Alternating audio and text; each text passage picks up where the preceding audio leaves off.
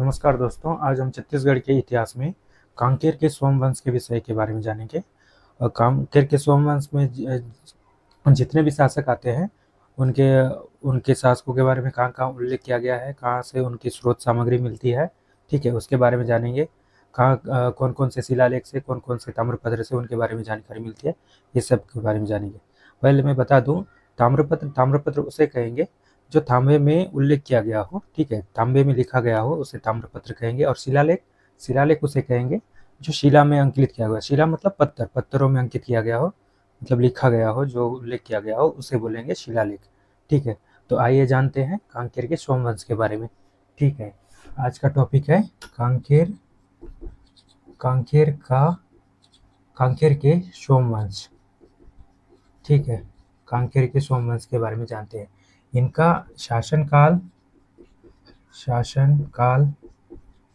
शासनकाल लगभग 1200 से 14वीं ईस्वी के बराबर के समय का है, ठीक है। शासनकाल 1200 से 14वीं ईस्वी के आसपास का है, ठीक है। इनकी राजधानी कहेंगे तो राजधानी कांकेर के सोमवंश की राजधानी होगी, वो है कांकेर, ठीक है। इनकी राजधानी कांकेर। और समकालीन शासक वंश मतलब समकालीन शासक कौन कौन होंगे, ठीक है। समकालीन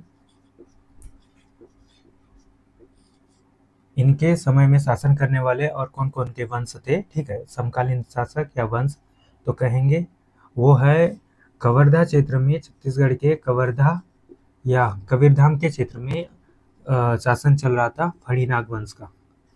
किनका? फणिनाग वंश का, ठीक।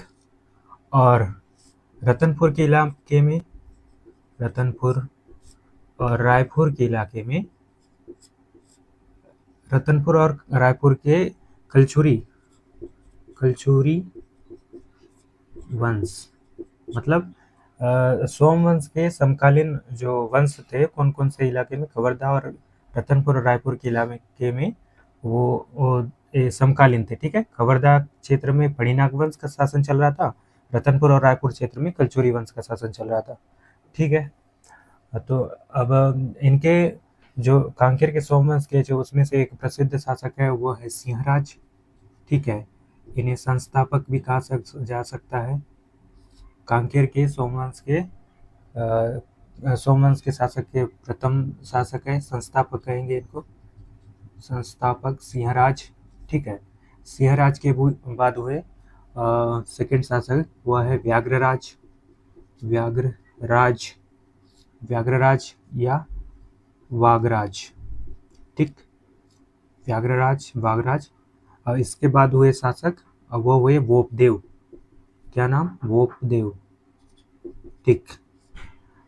इतिहासकारों का मानना है कि वोपदेव के बाद इनके मतलब इनके 3 पुत्र थे। इतिहासकारों का मानना है कि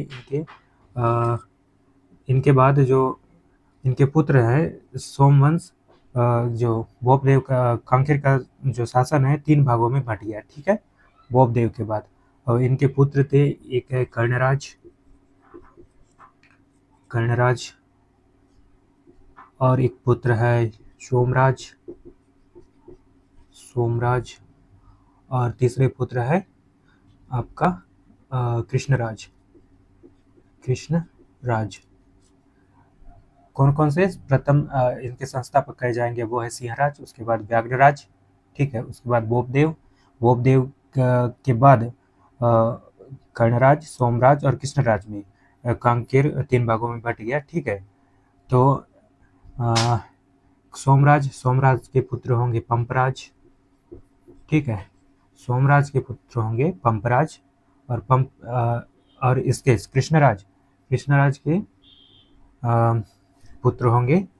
कृष्णराज के पुत्र होंगे जयत्राज, ठीक है, जयत्राज। फिर जयत्राज के बाद होंगे सोमचंद के बाद भानुदेव, सोमचंद के बाद भानुदेव, ठीक है। ये अंतिम शासक होंगे कांकेर के सोमवंश के अंतिम शासक भानुदेव, ठीक है। इनका अब देखेंगे कांकेर के इन वंशों के बारे में कहाँ कहाँ से इनकी जानकारी मिलती है। ठीक है, सबसे पहले देखेंगे कर्णराज। कर्णराज का एक ताम्रपत्र है, वो है सिहावा ताम्रपत्र। क्या पत्र? सिहावा ताम्रपत्र से कर्णराज के विषय में जानकारी मिलती है। और ये जो ताम्रपत्र है लगभग 1191 ईस्वी के आसपास बना था। ठीक, लगभग 1191 के आसपास सिहावा ताम्रपत्र कर्णराज के द्वारा कर्णराज के बारे में जानकारी मिलती है। ठीक है, और पंपराज का एक ताम्रपत्र है, वो है तहनकापारा ताम्रपत्र। पंपराज का तहनकापारा ताम्रपत्र से इसके बारे में दो जानकारी मिलती है। वो जानकारी क्या है?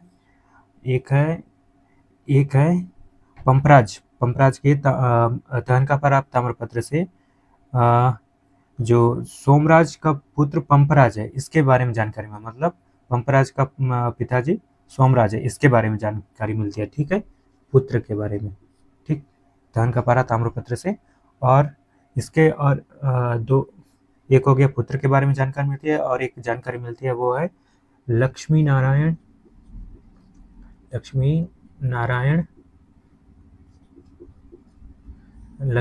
नामक एक ब्राह्मण थे। ठीक, ब्राह्मण, लक्ष्मी नारायण नामक ब्राह्मण थे।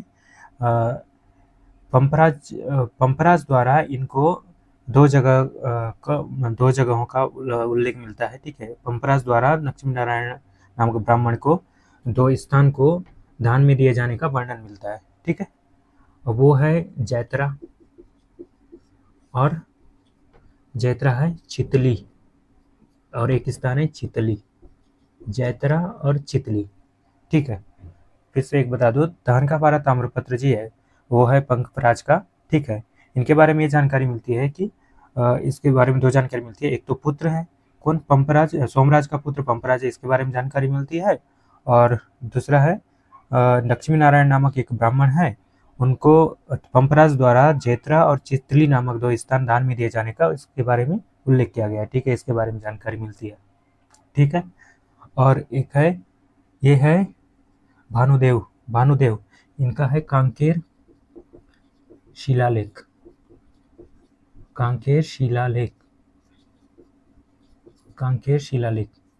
ठीक है, ये ध्यान देंगे कि ये ताम्रपत्र नहीं है, शिलालेख है। ठीक है, शिलालेख पत्थरों में उल्लेख किया गया। ठीक है, इसके बारे में जानकारी मिलती है। कांकेर शिलालेख से जानकारी मिलती है कि ये जो संपूर्ण जो वंश है सोमवंश, इसके बारे में भानुदेव के कांकेर शिलालेख से इनके दादा परदादा जो भी है, इनके जो शासक रहे हैं वो पूर्व शासक, तत्कालीन शासक, उनके बारे में जानकारी मिलती है इस वंश के बारे में।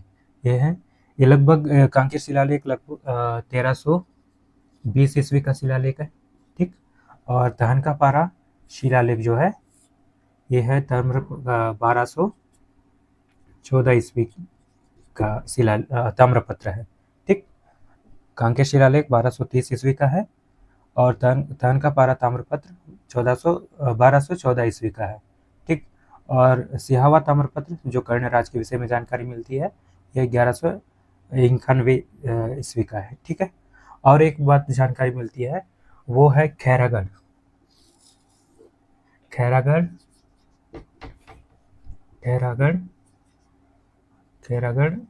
ताम्रपत्र से। ये ताम्रपत्र किनका है? ये है लक्ष्मी नारायण मैथिली रामचरण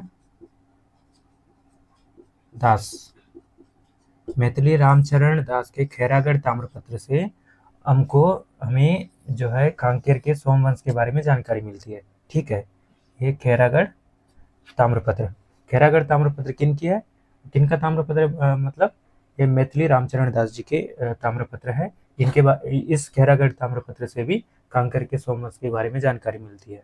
ठीक है, अब पुनः एक बार दोहरा देता हूँ। ठीक है, कांकेर के सोमवंश, ठीक है, कांकेर के सोमवंश, इनका शासनकाल लगभग 1200 से 14 ईस्वी के आसपास का है। ठीक है, राजधानी कांकेर है।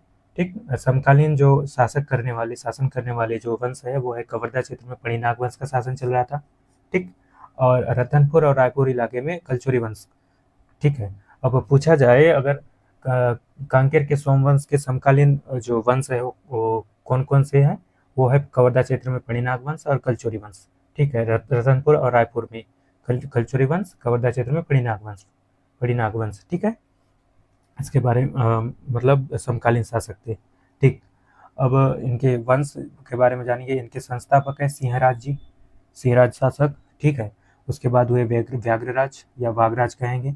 उसके बाद बोपदेव हुए। बोपदेव के बाद कांकेर का जो है ना, वो 3 भागों में बट गया। इनके 3 पुत्र थे, कर्णराज, सोमराज और कृष्णराज। ठीक है। कर्णराज के बारे में हमको सिहावा ताम्रपत्र से 1191 की सिहावा ताम्रपत्र है, उसके बारे में जानकारी मिलती है। कर्णराज के बारे में जानकारी मिलती है। ठीक है। और सोमराज के पुत्र हुए पंपराज के दहन का पारा ताम्रपत्र से 2 चीज़ की जानकारी मिलती है। एक तो है स्वयं पंपराज सोमराज के पुत्र है, इसके बारे में जानकारी मिलती है। और लक्ष्मी नारायण, और एक जानकारी मिलती है वो है लक्ष्मी नारायण नामक एक ब्राह्मण थे। ठीक है। वो है पंपराज द्वारा जैत्रा और चितली नामक 2 स्थानों को लक्ष्मी नारायण नामक ब्राह्मण को दान में दिए गए थे। इसके बारे में उल्लेख किया गया किसमें, दहन का पारा ताम्रपत्र में। ठीक। और जो बोपदेव के तीसरे पुत्र हुए वो है कृष्णराज के बाद जैतराज के बाद सोमचंद, उसके बाद भानुदेव। ठीक है। भानुदेव के कांकेर शिलालेख 1320 ईस्वी का आसपास का है। ठीक है। 1320 ईस्वी के, उससे जानकारी मिलती है, इस वंश के बारे में जानकारी मिलती है। ठीक है। ठीक। कांकेर के शिलालेख से ये संपूर्ण वंश के कांकेर के सोमवंश के बारे में जानकारी मिलती है।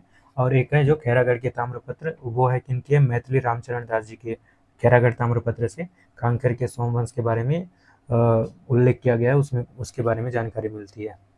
धन्यवाद दोस्तों।